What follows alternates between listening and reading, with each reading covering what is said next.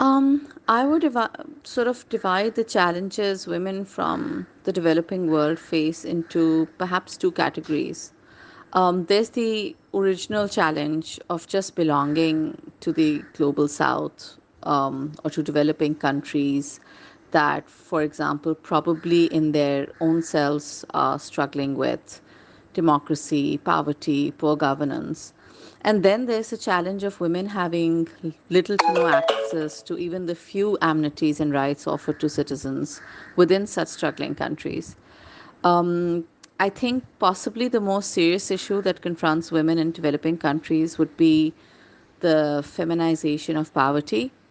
And I would say that because I feel that that ties in to any of the other indicators that determine sort of empowerment.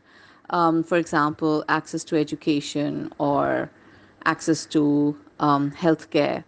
Without education or a healthy life or lifestyle, women can't ever dream of living empowered lives in any case from the get go. So it might seem like a tall order, but at the heart of it, in my opinion, would be basic equality in our societies in terms of financial means.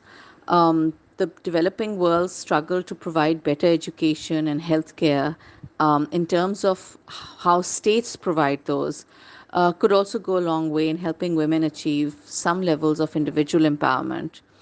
But I do feel that this involves a whole of state approach and not the state outsourcing this responsibility, but embracing it instead.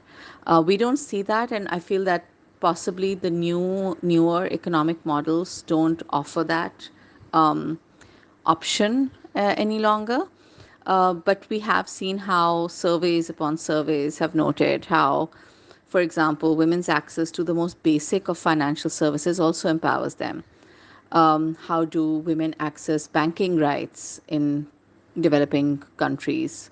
How can women move forward, for example, if they're constrained by little to no education, poor health, indifferent governments, struggling economies? I think it all on a macro level ties in to make a very poor working condition for women's access to the most basic, even the most basic first or few steps on the ladder towards empowerment.